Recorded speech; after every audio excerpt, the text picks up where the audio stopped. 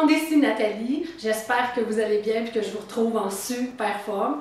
J'espère aussi que vous êtes fiers de votre première clé, que vous l'avez mis en pratique, la première stratégie de la pleine conscience.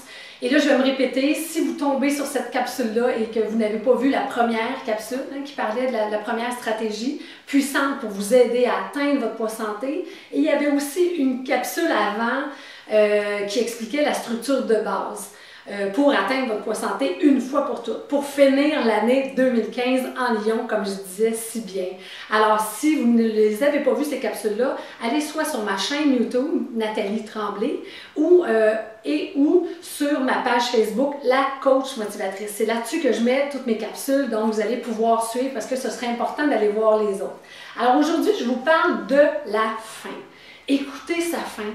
En fait, elle est toute simple, cette stratégie-là, ne pas manger quand on n'a pas faim. Et quand on s'assoit à table pour manger, que ce soit pour un repas ou que ce soit pour une collation, de se poser la question avant, est-ce que j'ai faim? Et si j'ai faim, c'est quoi mon échelle de faim?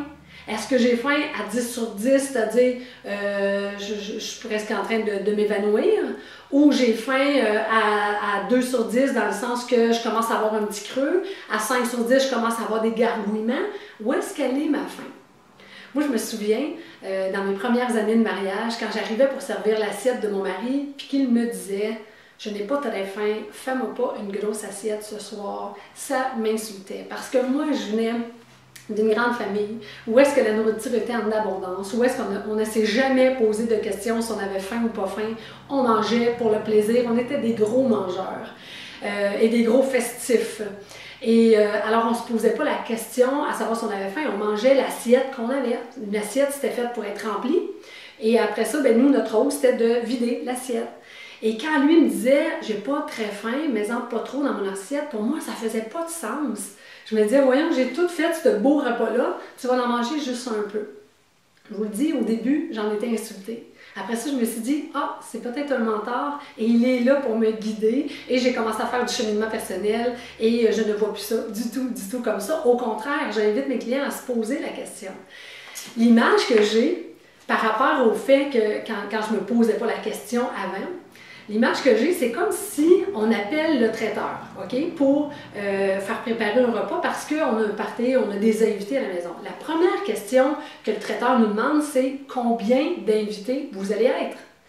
Ça ne sera pas la même chose si j'ai 100 invités ou si j'ai 10 invités. Il ne préparera pas les mêmes quantités de nourriture.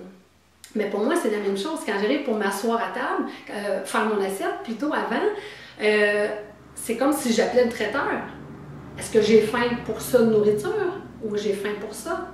Ou j'ai faim pour ça? Puis là, la vraie faim, ça se passe ici. Là, hein? On a parlé pendant les capsules du 21 jours sans sucre.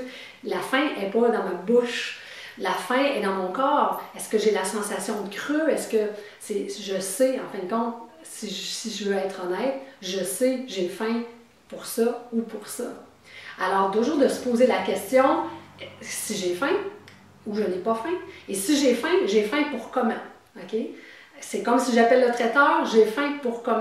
Peut-être que je ne prendrai pas de soupe avant parce que j'ai pas assez faim, ou peut-être que je vais séparer au restaurant, je vais séparer une assiette. Hein? Plusieurs de mes clients font ça récemment. Ils partagent une assiette, ils vont au grec, ils partagent une assiette avec une amie parce que les assiettes sont immenses.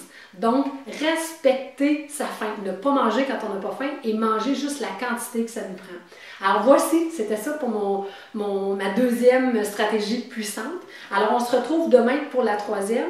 Alors d'ici là, ce que je vous souhaite, d'ici à notre prochaine communication, d'écouter votre faim, apprivoisez ça. Hein? Si vous faites partie comme moi d'une famille de bons mangeurs, essayez de ramener ça à vous poser la question.